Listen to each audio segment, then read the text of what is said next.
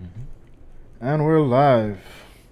Welcome to another exciting episode of the IsaacBoyz podcast. Doing the ghost alongside Terrorizing. Coming at you guys with episode 92. 9-2. 92 of the podcast. Coming off of yet another stellar week, if I do say so myself. Yep. Lots of activity here at the lounge. Lots of activity, of course, on the game side of things, as far as, our personal, what we've been playing a lot of. Yeah, actually, before we go into most of what we're going to go into today, something I wanted to do since we started doing the video podcast, and I wanted to do it for episode 1, but I keep forgetting. Okay. And I have to preference it with kind of a story for the most part. Keep forgetting to bring this up. But I remember the first time we tried to do the video podcast. I'm sure you remember. Things didn't go so well. I mean, this has kind of been an ongoing thing for a while now. Mm-hmm. But there was one day in particular I could remember that was probably around the first time we tried to do it. Mm-hmm. I think it was still in the old office, and we were trying to do it, and it was legit one of the worst days of us trying to put something together. I don't know if you remember. I remember the old office. A lot of things happened that things just wasn't going right. We had I think at that point we were trying to do like a backdrop or the green screen. Or it was a lot of different things we were trying to do. Things wasn't working out, and in the process, I think I don't know if it was the icing on the cake for the most part, but I remember at one point we dropped the Call of Duty shot glass. I don't remember, and it broke. Oh yeah, no, that wasn't old office. That was here. That was right in here. That was in here, right? That was in here, yeah. Whatever day that was, it was. Yes, that was a rough day. I remember that being a rough day. We were, at that point, I don't even think we didn't put out the podcast that week because it was just or not. We did put out that day. We did put out in the week, but it was definitely not that day. Mm-hmm. And yeah, I remember that being one of the worst days of us trying to get this thing together. Mm-hmm. And then on top of that, we lost one of our shot glasses, which I think you can't even get them anymore. Nope. And then, luckily, actually, this is what they look like. If you're viewing us on the YouTube, that's what the shot glass looks like. Pretty cool shot glass. We got it with a limited edition of Call of Duty. Mm-hmm. It was a set, and at the time we could only find 2, and 1 broke. So we only had 1 shot glass. But luckily, going through my things, you found the other one? I happened to stumble upon the other one. So now, I figured, for our first podcast, which I didn't get to do it, but we're now back. It came back. There you go. With 2 Call of Duty shot glasses. Coming full circle. Coming back full circle, as that time it was one of the worst, moments in doing all this content creation stuff. Yeah. It was a rough day, and we had when we lost that shot glass, I was really bummed, honestly. I remember it, being just a terrible day. And then when I saw that shot glass, I was like, huh. I held on to it. I'm like, the first time we ever do a video podcast, I'm definitely gonna bring it out. And I keep forgetting it, and now I remembered it this time. So I guess 3, maybe this is a 3rd episode into the video podcast. I remembered it. Better late than never. There you go. We're now back with 2 shot glasses. Obviously, we don't need more than 2 because it's the 2 of us. We could have toast, but then that could get into our our monetization and stuff like that. Off camera. We'll do that off camera. Definitely. But yeah, definitely wanted to do that, and yeah, we're back. 2 shot glasses. It's pretty dope. I'm glad we got that. That's makes a difference. And it's again coming full circle. But anywho, this week's been great here at the lounge. I must say, I think we're finally. I was gonna find something coming to our own, but the groups are starting to come and they're starting to overlap now. They're starting to mingle, and I like. I mean, I know for some people that listen to the podcast for a bit, it kind of sounds like we're singing the same tune every week. We're hitting our stride now and everything like that. But this week, I'm really in a good space when it comes to the lounge. I'm like. This week really had me feeling really good and really accomplished that, You know what's the most gratifying thing about the lounge? Well, one of us should say, is when everything that we set up get utilized. Yes. it's nothing is more satisfying than because we have a lot of different things in place. Yeah, a lot of different ideas, and a lot of things that if this happens, then this will, And to a lot of people, it'd be like, okay, well, why would you? Okay, whatever, Because every time I give someone the tour, mm-hmm. sometimes I would bring up certain things, and they'd be like, okay, yeah, all right, I guess, that kind of makes sense. But I could see it doesn't really make sense to them. But then every time those things get utilized, it's like, so, it's kind of gratifying that, everything we have, is in place for a reason. Mm-hmm. Mm-hmm. And a lot of things that it just kind of shows that we know what we're doing here. And it puts me in a good space that, if I hear tomorrow someone has opened up a video game lounge, I wouldn't even worry. Because this thing ain't easy. It wouldn't even bother me in the slightest. And if they probably have, ideas that we don't have, and they want to run with that and make it work or whatever, more power to them. But we know what it is to do what we do, and it's not an easy thing, and I don't think anyone else could do it but us. I mean, let me not say that, because there are a lot of smart people that could probably even do it better. But I know we were made for this. We were made for this, and there's a reason why we're doing it, and I'm glad that we had this dream and decided to go full force with this. I mean, mm-hmm. I think was it this week or last week? It was this week. We had we got a lot of new people in this week, which is good. Ton of new people. Tons of new people. I love it. Every time there's new people in here, it's exciting. It's a great feeling. Just to see people experience the lounge for the first time and see their excitement, and people asking you a ton of questions. Like how much this place costs to run or to make. People are usually blown away. I mean, to us it might seem simple, like we're just two guys trying to do this thing, but it amazes me when people speak about us and in such high regard. I'm like, I'm just like I'm not anything special by any stretch of the imagination. You know what I mean? Yeah. And it's interesting. Mm-hmm. It's definitely it's cool. It's a cool experience. But when it comes to new people, another gratifying thing is we never really realize how much we touch people or how we affect people's lives. Mm-hmm. We had some new people that came in today that guy let us know that literally he was having the worst day. It wasn't today, but it wasn't today. It wasn't today. During but the it was week. During the week. Mm-hmm. He literally let us know he was having like the worst day. Like he walked off of his job. He didn't even go into much detail. He just said he left his job and he was just pretty bummed. And I just saw him sitting outside and I just kind of invited him up. And he said it literally went from one of the worst days to one of his best days.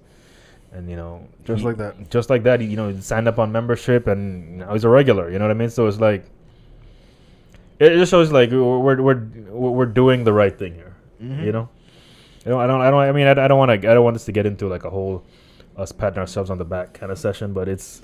But I mean, yeah, it is worth noting. I mean, because that's not the first time we've heard similar stories. We've had people that were been down on their luck and having not a good go in general in life, yeah, and they just start coming to the lounge, start hanging out, making new friends, and now they're it completely changes their perspective on life. Because when they started, didn't have a job, just moved back to the island and that stuff. Mm-hmm. But now working, they have friends now, actually hanging out. It just amazes me. I think what people don't really realize, and I think that somehow we got to get this in our marketing. we're just all we really are is a safe space for people like us. You know what I mean? People mm-hmm. that just need a safe space to be yourself. That's what when it comes down to it, that's exactly what we are. We are a safe space for people to just be whoever they are. No judgment, no nothing. You know what I mean? Yeah. That's what we are. Because when I think about the type of people that come in here and the type of stuff they do in terms of we have young people come in here and play. We always mention Magic the Gathering and Yu-Gi-Oh! And stuff like that. All walks of life. All walks of life. We have older people come in and do it, and it's like, for a lot of those older people, I'm sure it's like, they can't really be that person outside of these walls. I mean, they can, but there's always judgment, like, you're playing kids games, trading cards. It's I could understand how someone would want to, kind of shy away from that because of public perception and exactly, stuff like that. But we just provide a safe space for people to be themselves. Yeah.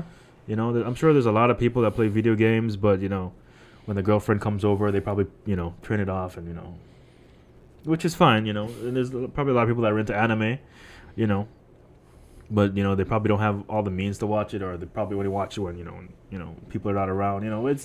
It's just we just provide a safe space for people to be themselves. Yep.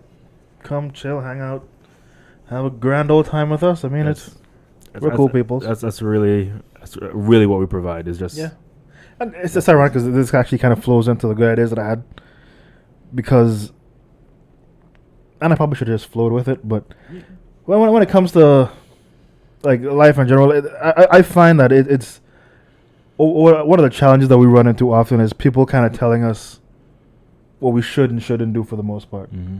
And it just comes back to what you were saying about people coming here and finding a safe space. Is that when you look at life in the whole grand scheme of things, people shouldn't be able to tell you what your thing is. Mm-hmm. We all have our thing, and like we said, for us it happened to be this, and it just happens to be a perfect fit. But everyone has their thing, and the problem is like people use their perspective of what they're seeing through their eyes and their experience, and they project that on other people. Mm-hmm. So for example, there's someone went through a bad relationship or a bad something, and I think, okay, well, all men are this or all men are that. So when they see men, they automatically put that perspective in their head that mm-hmm. Men are dogs or whatever. So when you say, oh, he's probably a dog too, kind of a thing, and you never give the guy the shot or a girl rather.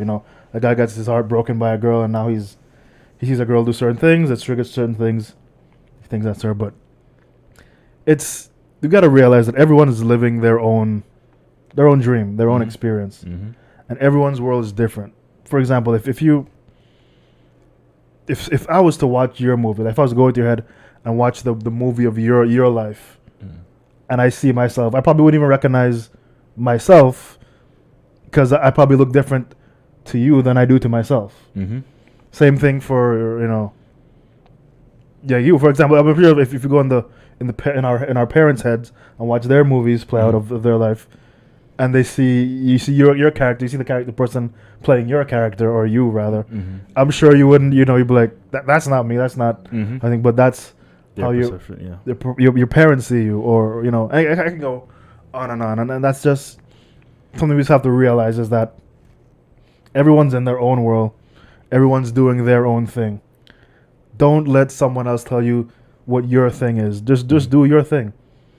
And trying to take things personally. If someone's having a bad day and they treat you a certain way, that's their world. They're having a bad day. It's nothing personal. Even though it may be a personal attack, it's just them. They're not doing it to you. They're doing it to the person playing you in their heads, pretty much. Yeah, is one way of looking at it. So, if nothing else, that's my good idea for the day. Yeah, very well said. I mean, it's a concept that I try to. Funny you mentioned that, because it's something that I think about a lot too. Is like everybody is like you said, everyone's their own person. Everyone has their own perception of what life is, their own experience. Yeah. A lot of times people try to reflect it on you, like reflect their beliefs, and it's fine. Like nothing upsets me more than people bashing somebody else's way of life or someone else's way of thinking. Mm-hmm. It's just their way. It's their thing. It's like it's their experience. It's their experience, and there's something into just letting people be. Yep, live and let live. Live and let live. It's such a strong statement, but it's so true, man. Like, just leave people alone, man. Like, when it goes back to when you think about like cancel culture and all this kind of stuff, is like people will find any reason to cancel somebody, and it's like, if you don't like what they're saying, just tune out. Turn it off. Watch something else. It's like, why should that person be stopped for their? And they could have bad beliefs. It's true. They could have beliefs that could affect something. I agree. It's messed up, but this is what America is about. Free speech and free, rights and stuff like that. So it's like, yep.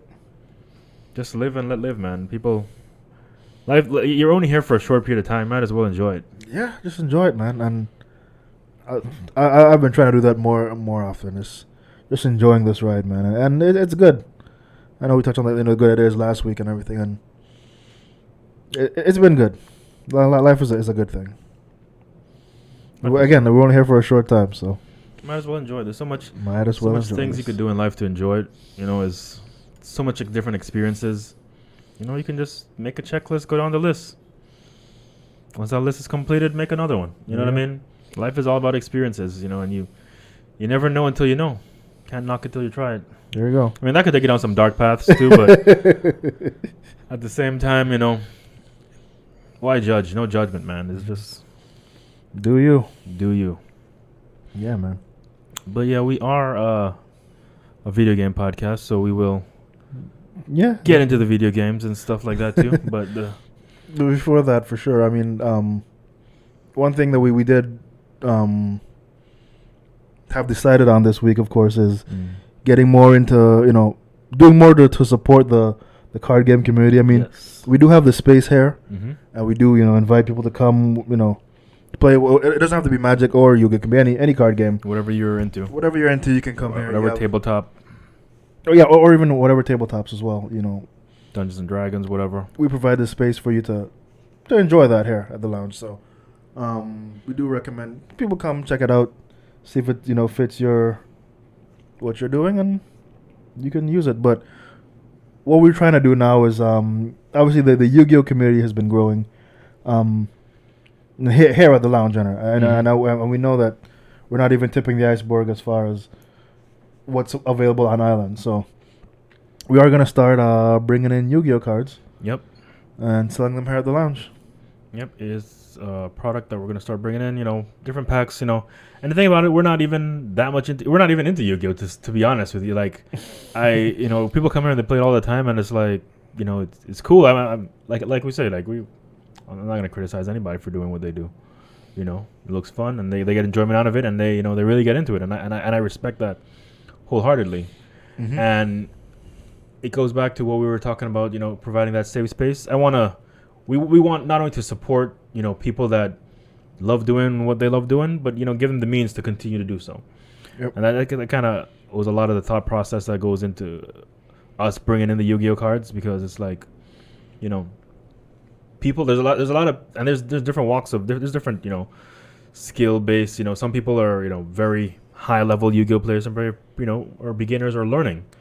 And, you know, to some of those newer people, you know, to get the product, you know, they have to wait till their, you know, parents go to the States. And I hear, I mean, I don't really eavesdrop, but I hear conversations that happen, you know, just from being around, and, you know, people are, you know, waiting for their aunt to bring in these packs, you know, and it's like, you know, why can't we just provide that for our people, you know? And so we're just providing, you know, a service, again, another service, all the many services we provide here at the lounge, you know, for nerds like us, you know. Yep, one-stop shop.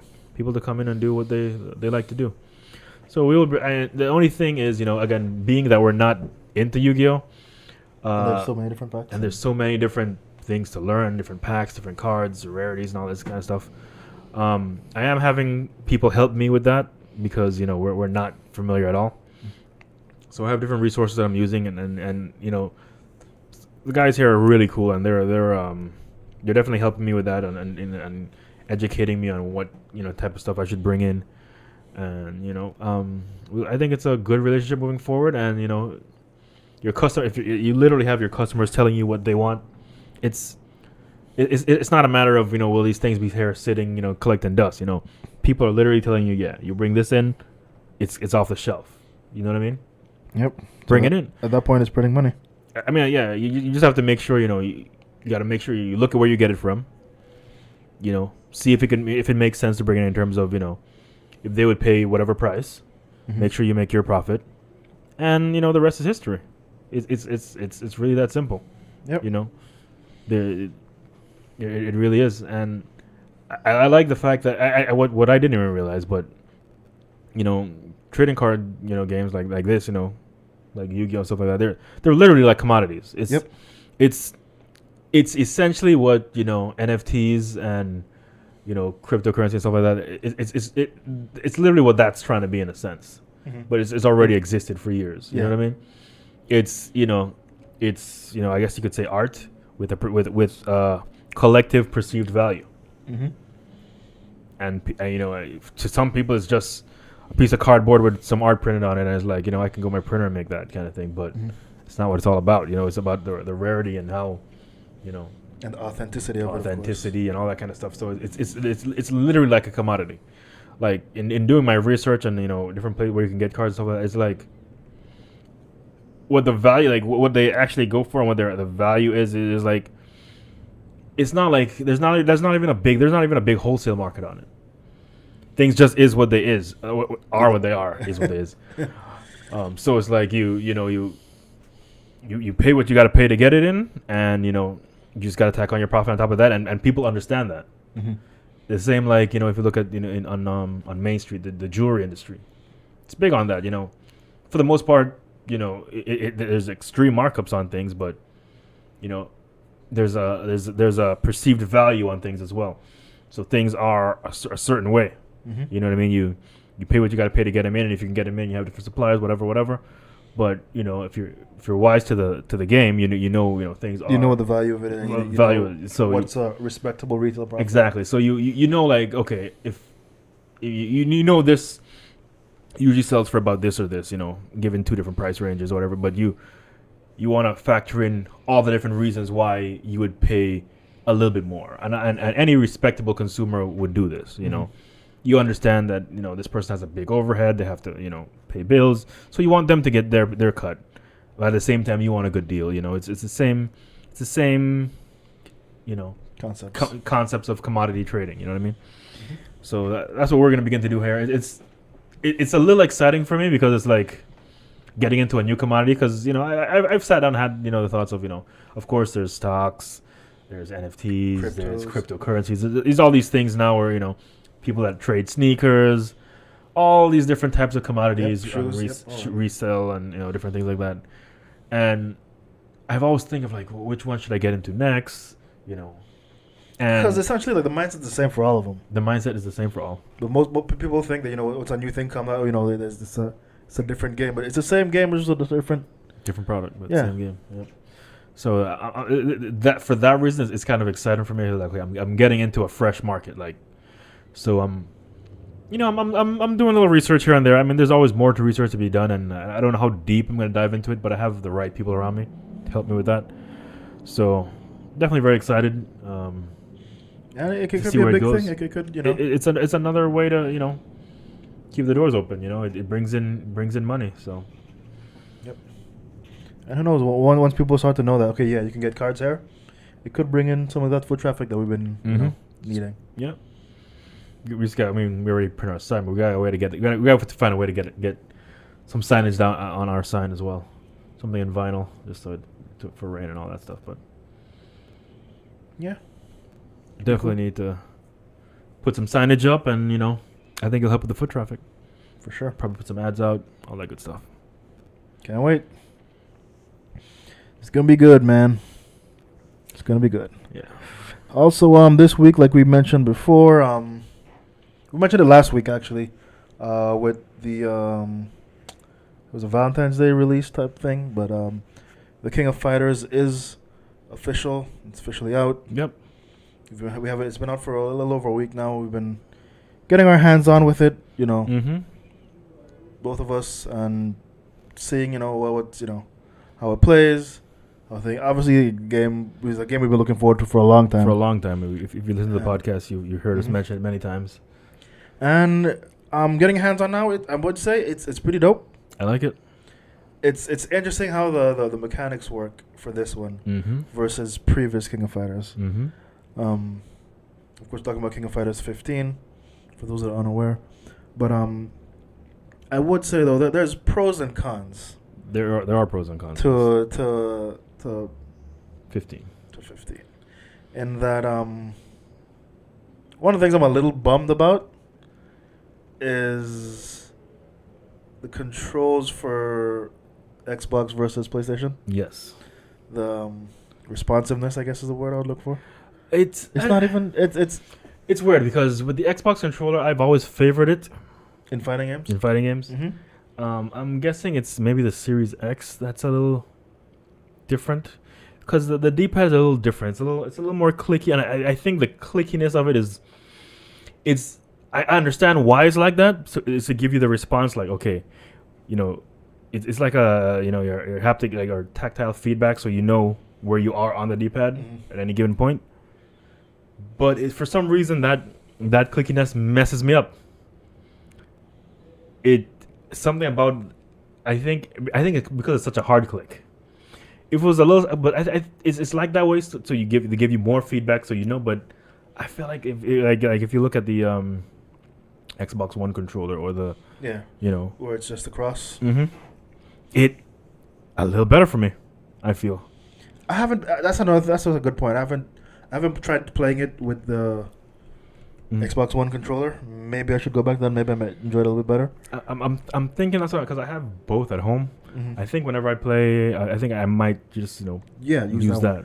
But on PS5, it feels great.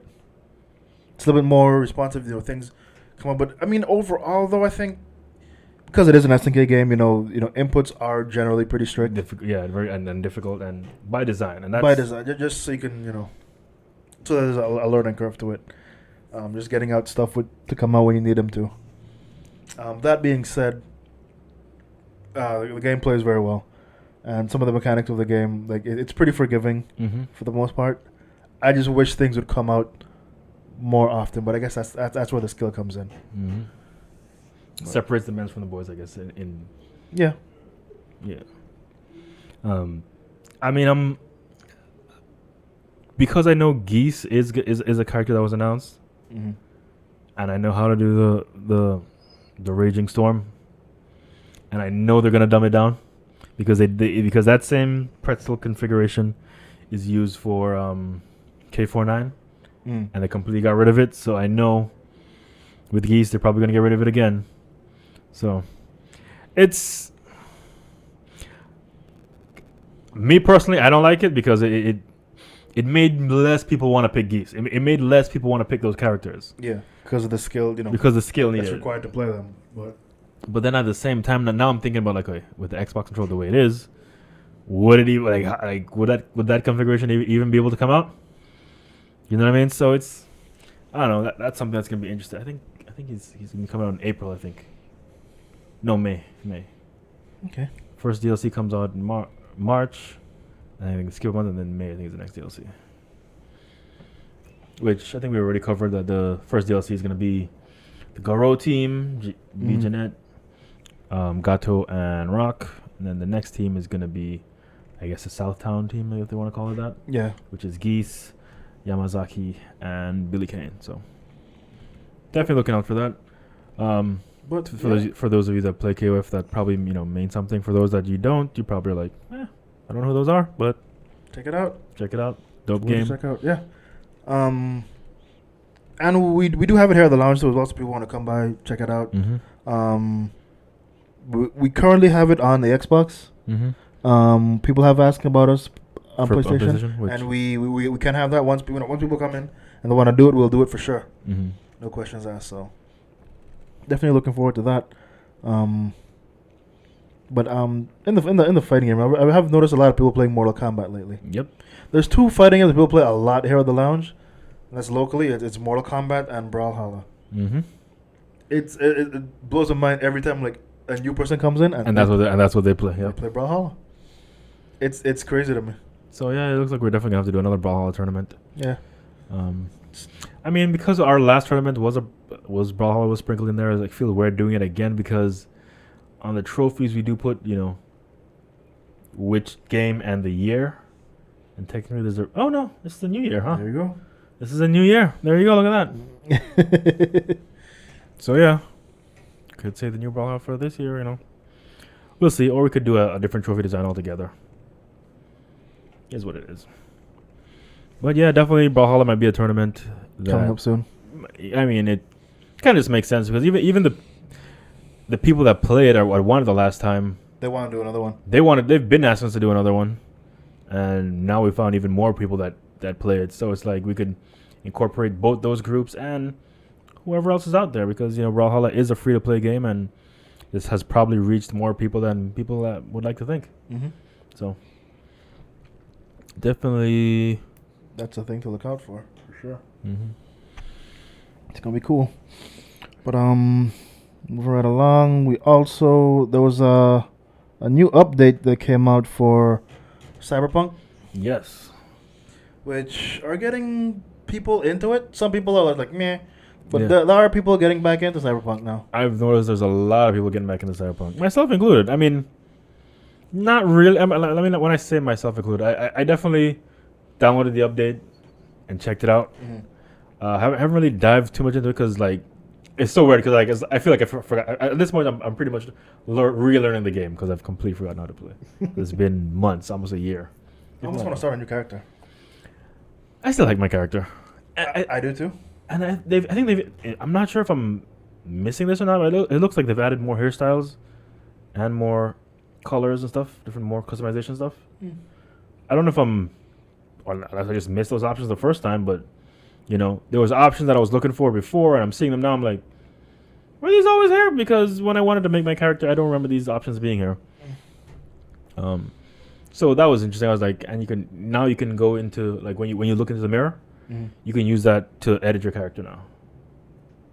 So it's not like you before. Well, I forgot how you used to have to do it before. You have to go to like shop When shops when you no, well, when I say edit your character, I mean their appearances. Oh, okay. So you can go to the mirror, you can change your hairstyle, change your makeup, you know, that kind of stuff. Cool. So that's cool. I will say the game looks better. It's like way more polished. It was what it was originally supposed to be, huh? It 100%, and it's like, it amazes me like that this was the intent of the way the game's supposed to look. We actually got, and what you actually got is like, it deserved all the criticism they got. Especially playing on the Xbox One. Exactly. On the Xbox One, it looked so bad. It was so and bad. there were limited edition Xbox Ones. You couldn't even play it on Xbox One. Inexcusable. I don't even know what it looks. I mean, obviously, I don't even know what the state of the game is on the Xbox One. On the Series S, it looks great. Yep. Series X. Even down to, I remember before when they were, giving them crap for like when you shoot the water and it did nothing kind of thing. Mm-hmm. Now that's completely gone. When you shoot the water, it splashes up now like it's supposed to. It's like so much simple things, Little details. They said they improved the driving, but to me the driving still feels like crap. Driving feels like shit, dude. Like it legit still feels like shit. But I guess it's just me not playing the game for a long time. I did realize like during my first playthrough that you do get used to the driving after a while, but it doesn't make it great. It's not great. But it is what it is. So there's that. But overall, I mean, I haven't dived, like I said, I haven't dived really deep into it because there's a bunch of different updates too. Like you can now, apparently now you can furnish you can change up your apartment. I read it in I think it was in the patch notes, but I couldn't find where to do it or how to do it. And you can also now buy other apartments. I don't know if you could have always done that or not. But I think you could have bought other apartments before. Yes, you could have. Yes, but I think the editing of apartments is what you can do now. It's cool. So that's cool. Mm-hmm. Things just look more dynamic with the lighting. Yeah, with the ray tracing now. It's an experience that was promised to us initially. So because I'm glad that it's finally here. Because I remember initially, Cyberpunk was literally one of the games we got. When I was getting my Xbox Series X, the game that I had in mind. And I remember booting it up for the first time, and even though things look good, I was still like, I thought it would look better. Mm-hmm. And I think what I'm seeing now with the update is like, okay, this is more what I had in mind, Mm-hmm. as like in my mind as a benchmark of okay, when I see this, I know okay, yeah, this game looks good. Next gen. This is a next gen game. This looks good. This is what I'm expecting. Mm-hmm. As opposed to seeing it because from that benchmark, it can either go, it surpassed that, and it's like you're seeing little details of things that you didn't even expect. Yeah. That is like wow, or you're seeing a little bit less, which is what we got. And got a lot thinking, less. okay, it's all right, Mm-hmm. So that's what it was for me anyway. Mm-hmm. And seeing what it is now, it's pretty much where that benchmark was, what I was expecting. So happy for that. Glad those changes were made. Yeah, for sure. And I'm interested. I mean, I never finished the game, so it's probably gonna give me enough, to on my when I'm looking for something to play in the middle of the night and I have nothing else to do, no other games to play. Maybe I'll just jump on, Get back in some Cyberpunk. Cyberpunk. Because the Try to finish the game. world is nice. Like walking around the city and stuff, it's great. I just feel like some more things you could do to make the game a little bit more better is like the NPCs and like your interaction with them should be more organic, if you will. More dynamic. Yeah, because there's other games that their worlds feel more lived in, more thing. And this definitely it's close. It's good. It does in some areas, but it misses the mark in certain other areas. But all in all, the new update, if you have Cyberpunk, it might be worth checking out. Getting back into Cyberpunk, finishing the game if you didn't like me, because I haven't finished the game. Just got tired of playing it after a while, but it might be time to get back into it. Checking out all the updates and all that. So there is that.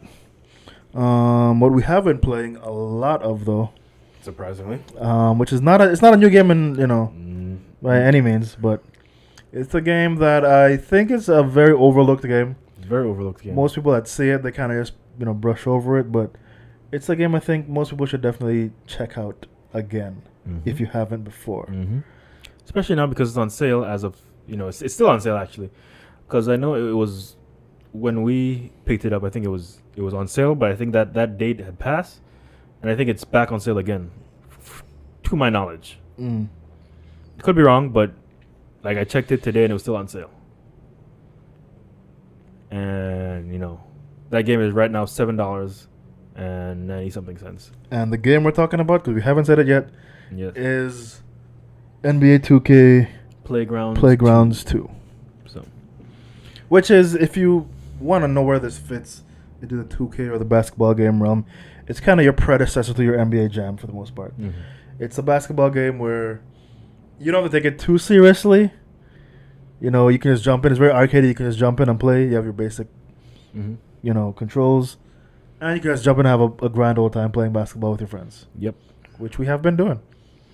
And, it was I wouldn't say a struggle, but, to get people to get into an old game is always like, why really should we do it? Like, what's the caveat here? Like, why do you want to play this old game? There's so many better games we could be playing, newer games we could be playing. Yep. But I'm glad we did. Yeah, it's hours of fun. It kind of reminds me of when we went, somewhat, when we got back into Titanfall 2 for a bit there. It's an old game. It was definitely old at the time too, and we got back in. We had a great time. But I feel like this one we have more fun actually, and it's a lot of why I feel like this game is fun is because of how accessible it is. It's very accessible. It's easy to play. But there is still a learning curve. There is a learning curve, and there is a skill gap. You can, there's things you can do to be a little bit better than the next guy. Hone your skills a little better. So, and it's quite challenging, and it's fun to not only play against your friends and stuff, but it's also fun to unlock new players. Especially if you're into NBA, which we just came off of the All-Star weekend.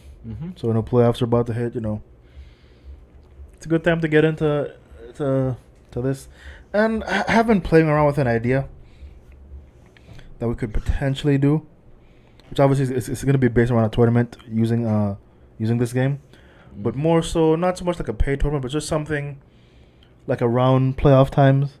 Like we'll be showing the playoff games, but also have like a little tournament going on the side, kind of a little something. Maybe something worth thinking about.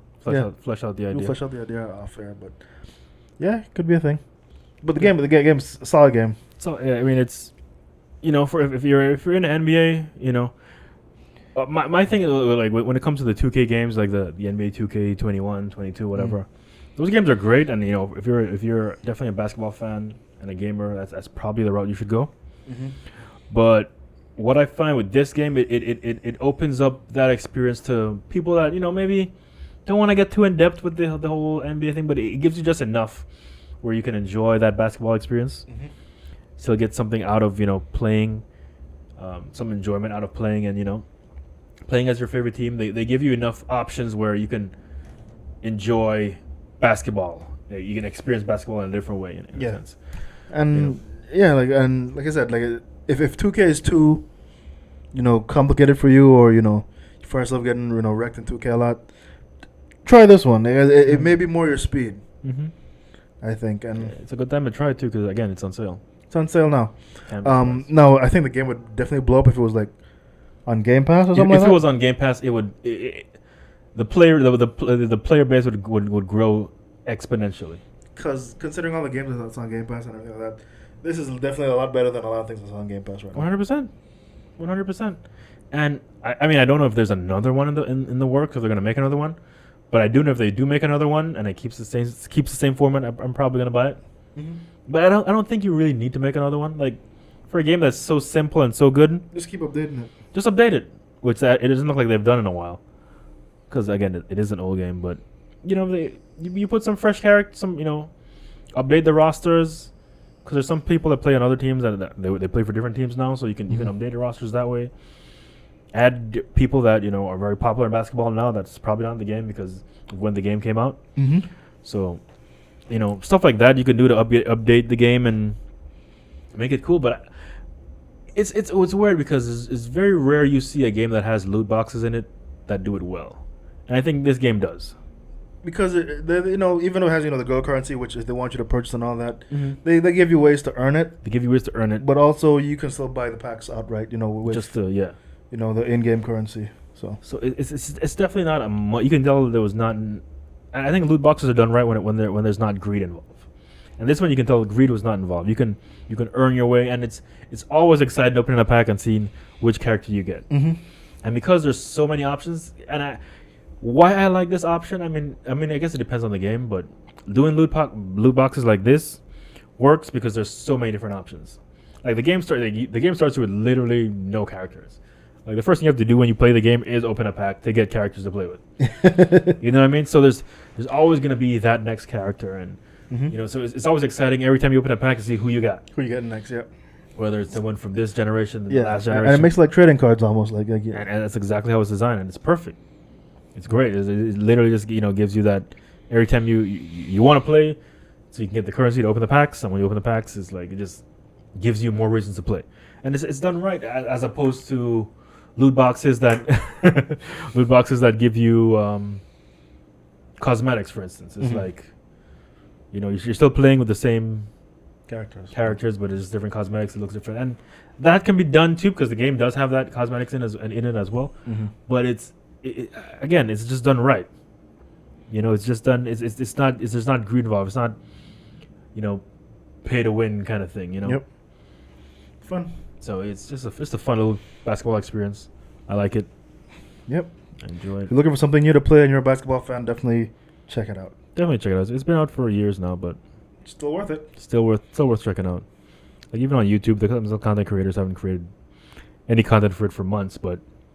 There were back a few years ago. There was they looked like it was pretty popular. So, yeah, solid game. Solid game. Also, this is the last week for if you're playing Apex Legends, this is the last week to play Control, which is their new game mode. Mm-hmm. By next week, it will be gone. It'll be gone. I think next week Tuesday or Monday. Gotta check and see. But so, with that, I have been diving quite a bit into it and. There is some kinks to be worked out in it, but I think I would love to see it come back as a permanent mode. I would too. I like it. It's. I didn't. I mean, there was things about it where I was like, when I first started playing, I'm like, it wasn't really giving me that feel. But the more I'm playing, I'm like, okay. Yeah, the more you play it, the more you can get into it, and the more you enjoy it. Yeah. And you understand certain things and how the actual system of it works, which I don't like it too much, but it still works. For what it is. A lot of kinks. There's some kinks that need to be worked out. Because I do like... Because when I first started playing, I felt like the maps were too big. I felt like they could have shrink it down a little bit, give you more of that, your multiplayer shooter type feel where, every corner there could be somebody and, stuff like that, like your Halos or your Call of Duties kind of thing. But it's... I understand the why it's as big as it is. Because I was expecting more along the feel of like arenas, like the size of arena map. I was expecting that size maps with 9 people.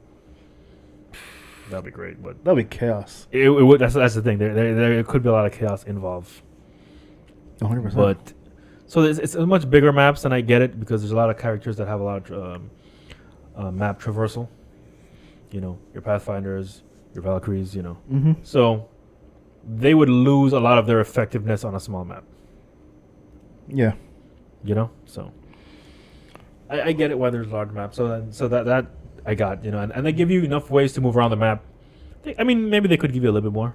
A little more zip lines. You have vehicles, you have zip lines. If you want more zip lines, that's what Pathfinder's for. Exactly. So they can make them and they stay up permanently. And what's his name? Octane's jump pads, they stay permanently too as well. So yeah, there's a lot of there's ways to get around. Mm-hmm. And that gives more what's the word I'm looking for? More favor to those characters. I guess. You go. You know, give people a reason to pick them. Mm-hmm. Give those characters more utility. Utility is the word I was looking for. There you go. But all in all, solid game mode. I do want to see it return better than ever. Also going on around this time is the 3-year anniversary for Apex, which is the anniversary event, which I think we kind of touched on it a little bit before, but it's live now, so definitely worth checking out. Grab some new cosmetics, and grabbing the new skin. I forgot what they're calling it. It's a new skin type. Oh, it's a dynamic, evolving skin kind of thing. Yep, it's like a legend. It's above legendary skins. It's a skin which it's the first time they're doing it, so it's the first one. Is Bloodhound, where it's a skin where, you know, as you get the base level for the skin and you do certain challenges, you unlock another level for the skin, which changes how it looks, which gives you more challenges to unlock the third level, and then you can ultimately unlock the execution, which all of them you can do at any time once you have the base level of the skin. So you can take your time and work through it. You know what I find interesting about that whole thing? They got that concept from Fortnite. Yeah. And it's interesting because usually it's the other way around. Usually Fortnite is yanking stuff from Apex. So it's good to see that they're, you know, doing it the other way now. Because in Apex there are a lot of skins that are, you know, but I don't think the concept is kind of the same, because I think in Fortnite you go to the battle pass to get the upgraded versions of those skins, but it's through the battle pass. But this one is it's attached to the skin. It's attached to the skin, which I like better, because how in Fortnite, if the battle pass is up, and whatever level you're at is where you're at. You're stuck at that, you know. No, this is so you can do it anytime. So that's cool. It's cool because it's interesting because the base level of the skin could definitely well be a legendary skin. And each level just add more cosmetics. I wonder, different. Do they allow you to choose, or? Yeah, you can choose whichever. Yeah. Okay, so like if you really like the base level and you don't really care for the upgrade level, you can stay with it. So it's kind of like your skin that gives you 3 skins, and a new execution that's a unique execution to that skin. Yeah. So that's cool. I'm interested to see how far they go with it. With other characters, right? Yeah. Caustic stuff. I mean, whatever it is, I'm gonna have to get it, because I'm sure it's gonna be cool. Yeah. With Bloodhound, they gave him like a shoulder cannon now, which is kind of, which he does use in the execution, which is cool. You know, very Predator-esque. Gives you a reason to do the execution. Yeah. We'll see. I know Apex is always doing interesting things and keeping me involved. Because I know a lot of people fell off of Apex a little bit, but I'm right there. Still playing Halo, of course, and Skull, and Playgrounds. So there's a lot of things to play. A lot of things to play. It's a good time to be a gamer. Good time to be a gamer. More things coming out. I mean, I think we mentioned, you know, Horizon came out. I mean, saw good review. I think so far it looks like it was. Oh yeah, I'm seeing reviews.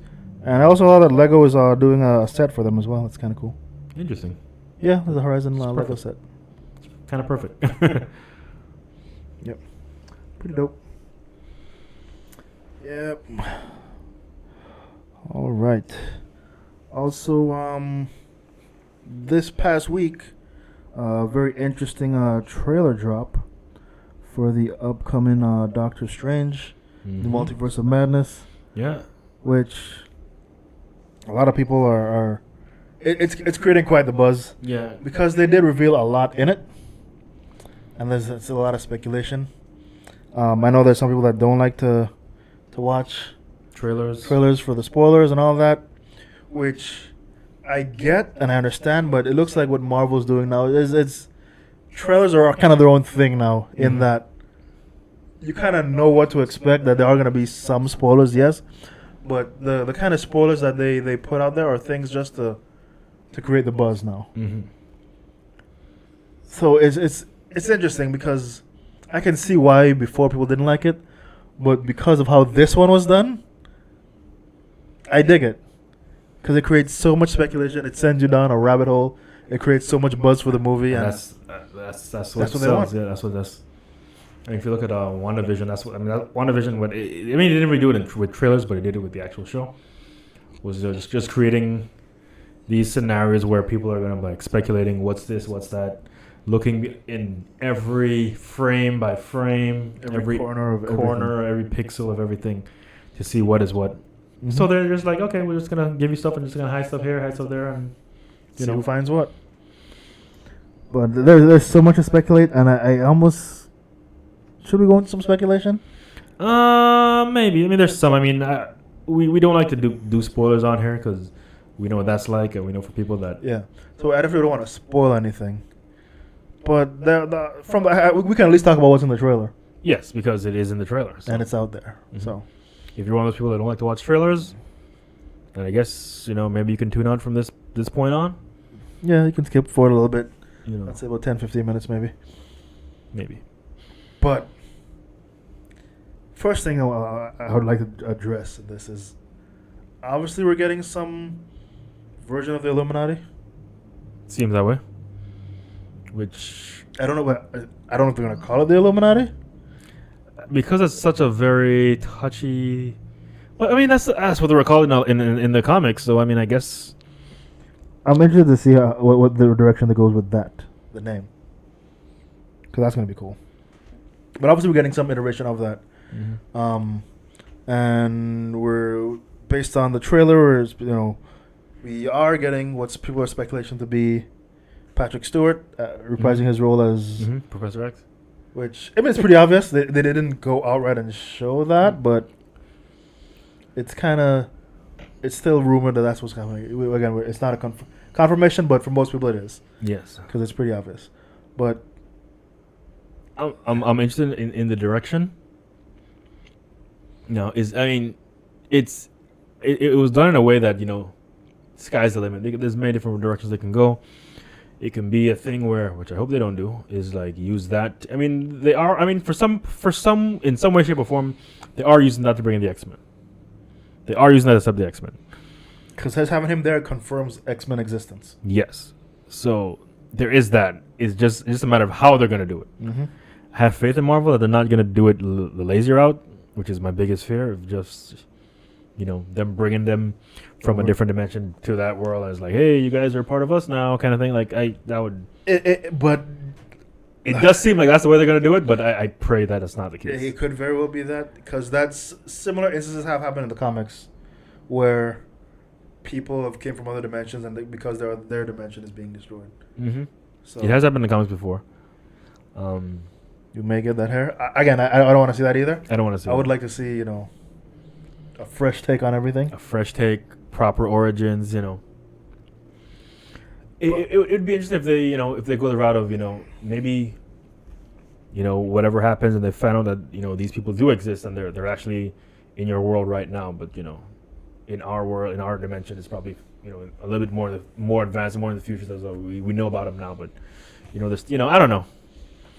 Maybe he points light on it and shows that it's something that's been going on that the snap did, because the snap is a perfect logic point for that in my opinion. I don't know why you would not use that, but that's just me. We'll see. But yeah, I see how this role brings in the X-Men. It's gonna be great. Now I don't know if the X-Men are gonna actually show up in this one, or it's gonna be like a setup.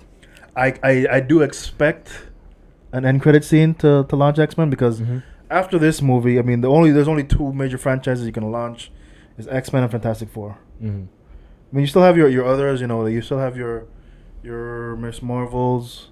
You still have your Guardians of the Galaxy. Thor still has a movie coming out. Black Panther. You still have those, but you're gonna use this movie because this is probably the biggest movie outside of Spider-Man right now to set up your other launches. And it's interesting to see how they take a character like Doctor Strange, a character that no one was that interested in, to now making him it's probably gonna be one of the biggest superhero movies moving forward. Yeah, in a long time. Spider-Man's still breaking records though. Yeah, you can't mess with Spider-Man. But this could be a very it could be up there too as well as number 2 movie of the year. But other speculation, there are been some I talk about speculating of people that could be in the movie. Based on the trailer.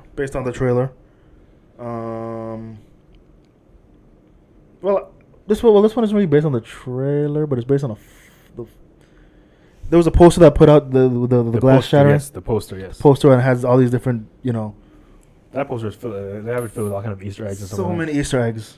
One of which, of course, is what's her name from What If? Captain Carter. Yep. They showed a piece of her shield, which is leaving you to believe that maybe she may show up in this. Which that's been a rumor for a while that she may show up in a Marvel movie. Looks like it could be her, and getting a live action version of that character, I think would be crazy. Great. That'd be amazing. Especially if she moves the same way she moves. And she her fighting style was pretty interesting in that. She has a sword and shield type thing, and that would be interesting to see.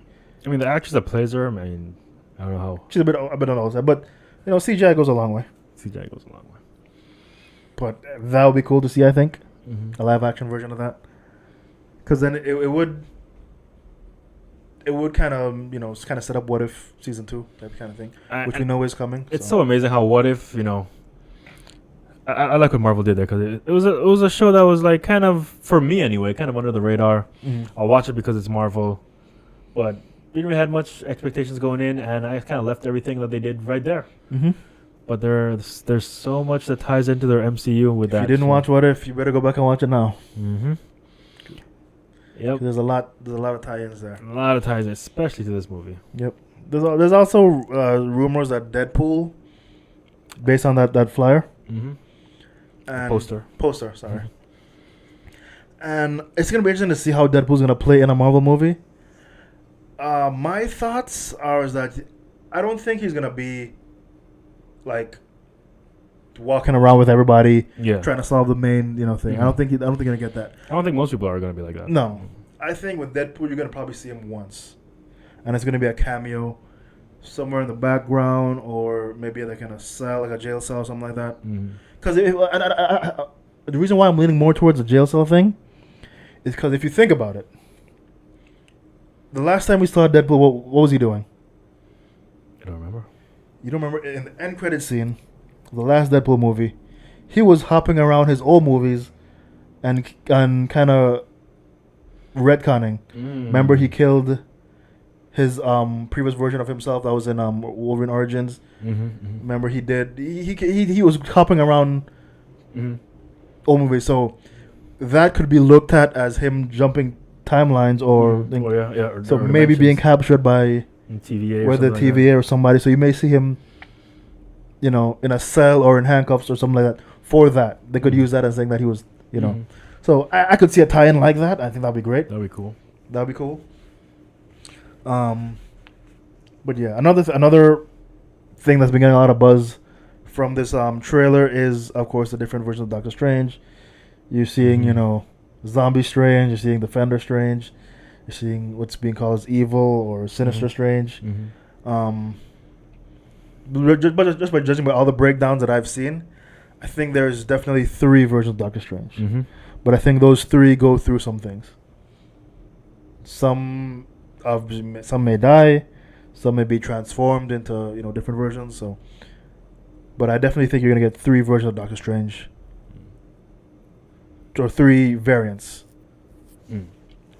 And one of the breakdowns that I saw, reason why I'm holding to 3, even though we saw a lot of versions, is because on the first flyer that they did, they showed 3 Stranges and 2 Wandas on that flyer. And I think that's what you're getting in the movie, because we did see 2 versions of Wanda in the trailer as well. So that's why I'm holding to. I think we're gonna get 3 Stranges and 2 Wandas in this. Just based off of that flyer, it could be like an Easter egg setup. It could be nothing. We could be getting a bunch of Stranges in this, but I'm holding to that number because of that flyer. Poster. I keep saying flyer. They're not selling anything except for movie tickets, but yeah, it's gonna be cool to see the different versions. The Defender Strange looks cool, I think. Mm-hmm. Pretty dope. Sinister Strange. I'm not 100% sure that it's the one from What If, but I would like it if it is. Yeah, that's a strange thing. It's like we're all assuming that's from What If. Maybe there's no What If tie-ins. Wouldn't that be something? Mm-hmm. You know, but obviously there are. But based on the way the world, yeah, crumbling, it's very What If. So. Mm-hmm. And another thing that's getting a lot of buzz from this trailer is that mysterious character that's glowing. Mm-hmm. There's a lot of speculation, and apparently people are pretty divided with this. Mm-hmm. But I think I know who it is, and I haven't seen a lot of people talk about this particular option. But if I had to hang my hat on one option, I think it's this one. Because some people are saying, it may be, a different version of Iron Man. Mm-hmm. Superior Iron Man. Which is Superior Iron Man, which I was kind of leaning that way at first. Because then the other alternative was people were saying that it's, one of the Rambos, whether it's Monica Rambeau or her mother. Because the person's lips look kind of puff. Look kind of puffy, and they do look like they're going binary. So that fits. I don't think it's either of those. My thoughts? I mean, I saw some theories saying it could be Kang too. That's what I'm thinking. I'm leaning towards Iron Lad. I think you're gonna get Iron Lad, okay. Because there are other young Avengers already set up. He's the only one that we haven't really seen yet, and he is a Kang tie-in. Mm-hmm. So I think it could be because of everything that one character can tie in. A Kang variant that we haven't seen that's probably going to be in this movie, and of course all that Young Avengers stuff that's been kind of set up through all Marvel properties. I think that's Iron Lad. It's possible. My thought process is for people, which is I haven't really heard much people are really talking about it. It could just simply be Mordo in some powered up version form of some. I mean, not necessarily, but. Why would you show that person if you haven't shown him before? You know what I mean? Yeah. But they were only in quick scenes, so you can't really see them. But obviously, they know that people are gonna, pick it apart. But I'm leaning very heavily towards Iron Lad, and I do think because people are saying, as far as the Illuminati, who's gonna be on the Illuminati, they're thinking maybe it's Superior Iron Man. I don't think so. I think we're probably gonna see Superior Iron Man in there, but I don't think he's gonna be a part of the Illuminati. I think the Iron Man that's on the Illuminati is Iron Lad. I know it's a bit of a stretch. It's possible. But I think because of the way the Illuminati is set up and this version that we're getting is more of a multiversal Illuminati, you can't have a multiversal Illuminati without a Kang variant on it, in my opinion. And that's why I think Iron Lad is going to be there. That's my speculation. I have a theory, but a hope, fingers crossed, that Robert Downey Jr. reprises his role. That'd be great. I would love to see. I did hear. I mean, I heard it as a possibility, but not a serious one. But just a mere glimmer of hope. And I was watching a couple trailers of him, as Iron Man, like post movie stuff, and you could see that he really enjoyed that role. I mean, obviously, it goes without saying he really enjoyed that role. You could tell. And he's done movies after that, and they've been okay. Nothing to the and I think he wanted to he wanted to close the book on that chapter and all that initially, and I'm sure that's why he did other movies and all that stuff. But that Disney money is different. Disney money hits different. I think he's gonna be like, what? If there's a way to come back, I think he would do it. I mean, he's always said he's open to it as long as it makes sense story wise. He doesn't want it to be anything like cheap to minimize the sacrifice he made in that movie, and that's for an actor that's a big thing to say. You take your character that serious, But I definitely, the world needs Iron Man. 100%. Yep. Also, this week we had well, not this week, but there's also been Peacemaker. Pretty good show. I'm obviously not gonna dive into it because it's still fresh. Yeah, the season finale just wrapped. We're gonna touch on it probably a little bit later. Yeah, maybe more spoiler free. Yeah, but some fight talk as well. That's a great show. Highly recommended. definitely check it out because when we touch on it here, there'll be a lot to cover. So, but yes, with that, we're about to get into some fight talk. And this week, as per usual, the UFC did not disappoint. Well, there was a little bit less on the UFC side and more on the outside the UFC stuff that went on. UFC did not disappoint because there were some good fights. There were some good fights, but there were some exciting things outside of the UFC that we're gonna kind of cover real quick as we go through this card. And we're gonna go through this card pretty quickly, in the interest of time, obviously. And I mean, in terms of exciting stuff, I mean there was some good fights. There was some interesting things that happened. Where should we start? Well, let's start. Well, I mean the prelims. Were there anything? I mean the Skelly versus Striegel fight, that was interesting because you look at Skelly and you look at both guys. Striegel. I mean I'm not sure if I'm pronouncing that name correctly, but he looked like like a fighter's fighter, well in shape, pretty cut, fit. You look at Skelly and he just has this weird kind of body type. Not as defined. Someone shows me these two guys fighting on the street, I'm like, okay, this guy's gonna get destroyed. Not the case. Nope. Skelly showed us some craftiness, landed some nice inside elbows, and a knee that really rocked Striegel, and then blasted him with a couple shots, and that was it. That was all she wrote. And that was all she wrote. Apparently, I guess Striegel's corner was telling him like, oh no, Skelly, he doesn't have any power, or his shots aren't doing anything, So he kind of like, well, yelled at the other side. Yeah. Like, how does those feel now, huh? Mm-hmm. Which is interesting. Good for him. There is talks of him retiring. Mm-hmm. He said he does want to stay on the roster, but it has to be interesting stuff. Yeah. So we'll see if that's maybe his last fight. If it wasn't as definitive as other retirements, but it could very well be his last fight. So we'll see. Also, unfortunately, my girl Jessica Rose Clark lost a submission. Yep. And because obviously she's a red corner, you could tell that they were trying to get her going because there is star potential there, of course. She looked great, on the weigh-ins and everything. But they put her in there with someone that's just a grappling ace. Yep. And the level of grappling and judo that this what's her name, Eager, Stephanie Eager brings is, I don't think Jessica Rose Clark was expecting, unfortunately, and she just got every chance she got. She did some form of judo throw to her. She was always just throwing her around, and then she had her in a bulldog choke there. Bulldog and just raining punches, and she was trying everything to get out of that choke, but she couldn't. And ultimately, she got an armbar, got the submission. So first round sub. So Stephanie Eager is someone you could definitely keep your eye on. Mm-hmm. I think they were setting her up to lose this one, but she definitely won it. So I'm looking forward to see what comes next for her, because that's someone could be very Ronda Rousey-esque in that you get in there, she will throw you like that easily, no problem, and sub you out. And she even said she loves throwing people, and we can see that because you do it very well, ma'am. So good on you.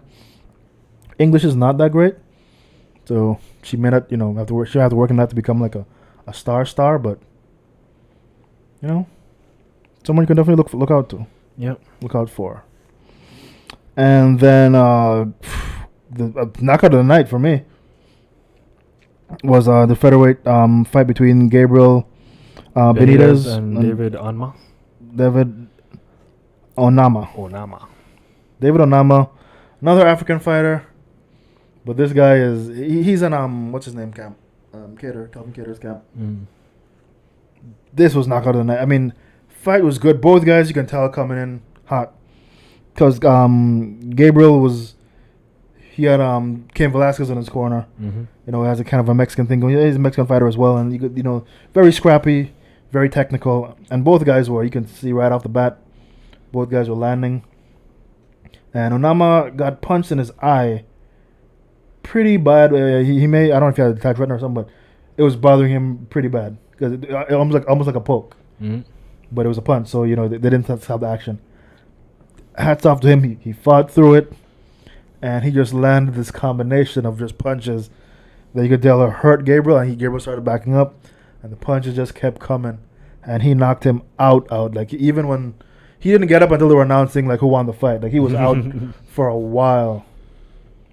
It was borderline scary the whole time when Nama's eyes all red and watering, but that was knockout of the night for me. Great KO. Well, the main event was has something to say about that. But. Yep. So, Joaquin Buckley against Abdul Razak Al Hassan. Mm-hmm. Pretty back and forth fight. I thought, whenever I was like, okay, I think Abdul's gonna win this one. All of a sudden, Buckley was, Yeah, I think Buckley got the first two, mm-hmm. and he definitely lost the third. Because Hassan, even though it was close, he's usually the guy that kind of gasses out. He fought hard in the third round. He had these moments where he just kind of stood there and let Buckley hit him, which I didn't like. He just did that and he kind of covered up. Yeah, Buckley would just keep swinging on pick his shots, kind of thing. Yeah. I didn't like him doing that. I mean, obviously, I think some of them kind of hurt him, and he was like forced to do that. But eventually, they gave Joaquin Buckley the decision. Mm-hmm. It was a split decision. But I think it was the right decision, even though, because one could say, even though it was closer in the second, that Hassan went in the third, that the fight kind of tipped in his favor. But I think Buckley did enough to win the first two rounds. And then Jim Miller still doing the damn thing. Still doing the damn thing. I love this guy, man. This is a guy that's has the most UFC wins at this point. Well, I know he's on his way towards that record. Yeah, I think he's tied right now. Isn't he tied right now? With Cerrone. Cerrone, yeah. Him and Cerrone are tied right now. The most wins in the UFC, mm-hmm. Which is well over 30. Yep. And this is not wins on their professional record. This is wins in the UFC. Like, this is how much UFC fights. They all obviously had fights outside the UFC.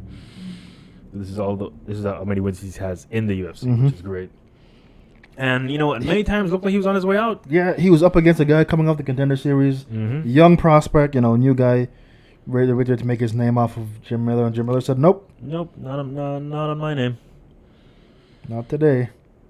I mean, for Jim Miller to still be not just winning, but winning in fashion. I mean, I think he has Lyme's. What's the Lyme's disease? He has some kind of condition.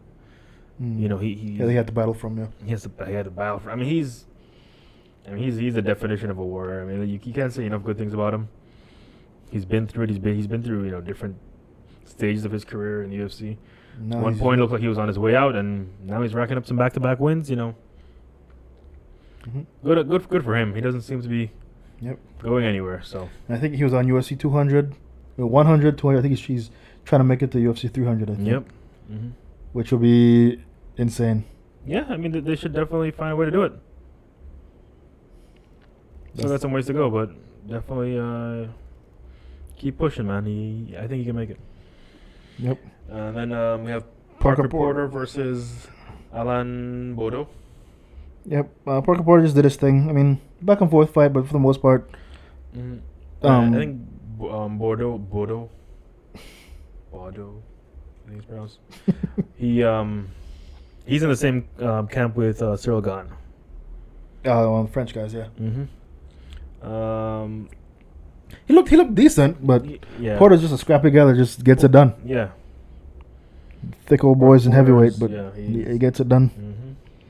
And then Kyle Dacus submits Jamie Pickett, mm-hmm. which was right at the end of the round.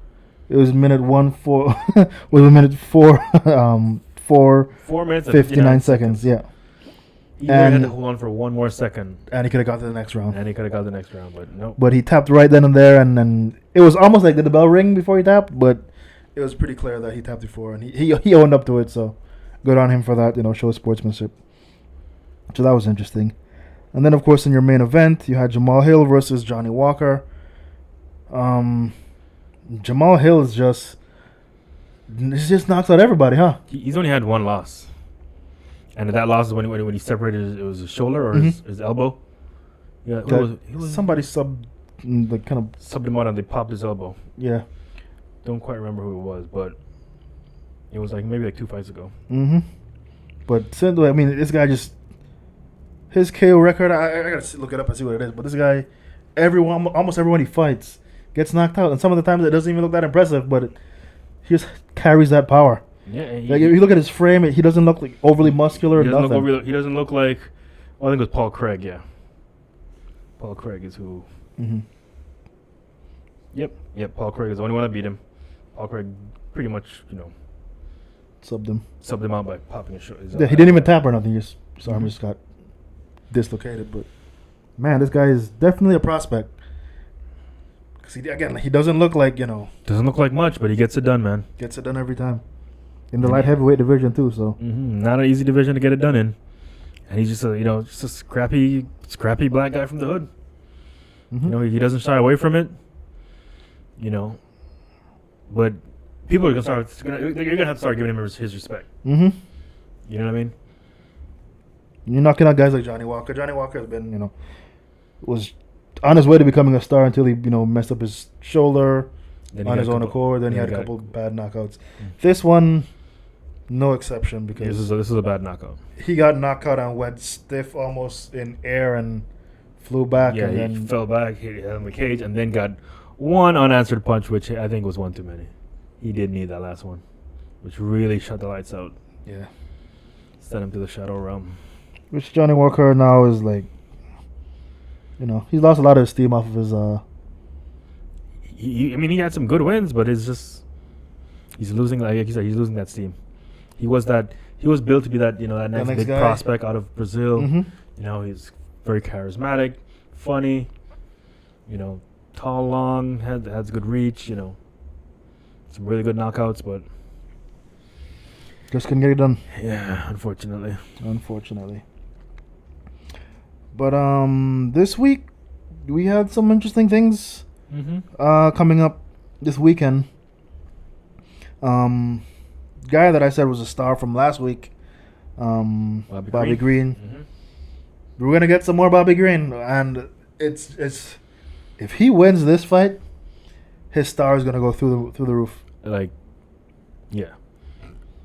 Now the main event, of course, fell out. It was Islam Makhachev versus Dariush. Beneil Dariush. Beneil got an ankle injury, so he's out. Bobby Green said, "I'll do it. Don't call me unless you want me to do it." Mm-hmm.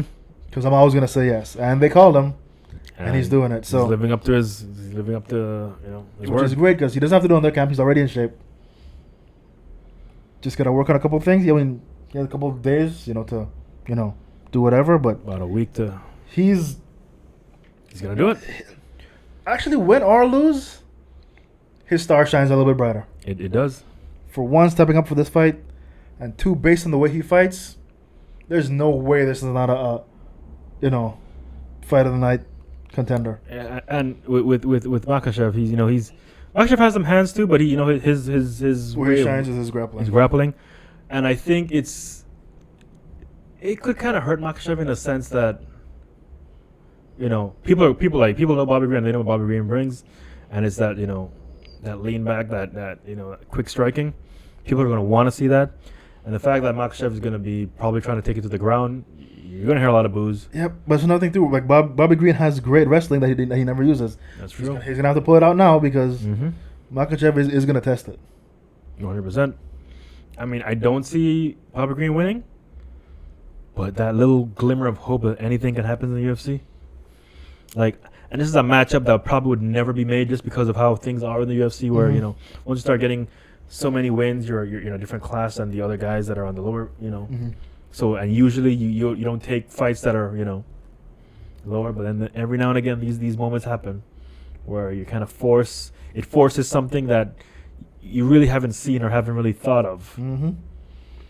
That's why it makes it so good, and that's why anything can happen. It just takes that one little slip up or something happens that you don't expect, and greatness comes from that. So I'm definitely looking forward to it. I am as well. Before this fight, it was like meh, but now it's like a must-watch. Now it's a must-watch, exactly. And there's some other fights on the card that I like as well. And I like to do it at a catchweight too, so that way Bobby Green doesn't have to kill himself, and then that way he can fight comfortable, and you can get the best Bobby Green because that boy quick. And if can you imagine if he knocks out Makhachev? Kind of hoping for. Not gonna lie, that would be great. It's not like I don't like Makhachev, but his fight was like meh. I didn't like that he beat Dan Hooker. yeah, That fight I was like that fight, bothered me too. I was like, I wanted Hooker to win so bad. just to get back some of that star power that he had, and to do it off of Makhachev's name would have been great, but that didn't happen. But yeah, this fight coming up. Couple fights to look forward to. I mean, Hannah Goldie versus Jihoon Fry is going to be a good ladies bout there. Mm-hmm. We have my guy Terence McKinney. Terence McKinney's coming back. Fighting again. He was supposed to fight a couple months back, but it was a month or two, maybe a month and a few weeks. Mm-hmm. But had to pull out that fight. So I'm hoping to get to see him again because the first time we saw him, he was only in there for a few seconds. So it'd be nice to see what else he got. Yeah. What else he got? So I'm looking forward to that. He's gonna be fighting Faris Ziam. So that's gonna be interesting. They both have similar records. And Ignacio Bahamondes is fighting. Bahamondes, who's no joke. No joke at all. He's fighting Zhu Rong. Yeah, Bahamondes knocked out what was that guy's name? I liked him too. Black guy, I don't remember his name, but knocked him out with a spinning wheel kick, very similar to Barbosa. Very similar to Barbosa's spinning heel kick. Guy was out cool. And he's fighting Rong Zhu. Mm-hmm. Which anytime you have an Asian guy that goes by one name, usually a scary prospect. But so that should be an interesting fight there. Then RoboCop is fighting in the middleweight division. Yep, you have Gregory Rodriguez, mm-hmm. aka RoboCop, fighting Armen Petrosian from the Contender Series. Mm-hmm. That's gonna be interesting. And a couple others. Wellington Turman. Who? Wellington Turman. Oh yeah. He's fighting Misha Sturkanov. So that's gonna be a little banger right there. That's gonna be a banger. Then of course the main event. Yeah. So it's gonna be a good card, even though it's a free one. It's gonna be checking out. This one is we actually do have a birthday on that date, so. Oh yeah. It's gonna be interesting how we work this one out. Obviously, we're gonna be watching it in the other room, in the front room there. So it won't be on the big screen, but we'll still enjoy it. And we'll be enjoying it. I didn't even think about that, but yeah. Yeah, we'd have a birthday on that Saturday, so. Yeah, so it's gonna be it'll be an interesting watch party. Well, yeah. Actually, we can still play it in that room because remember that space isn't booked, so we can put whatever we want on the TV too. We'll see. We'll see. We'll see. Or maybe we can keep it separate, or we can we'll figure it out. But it's gonna be a good weekend. It's gonna be eventful for us, obviously. Lots to do. Very quickly, any MMA news?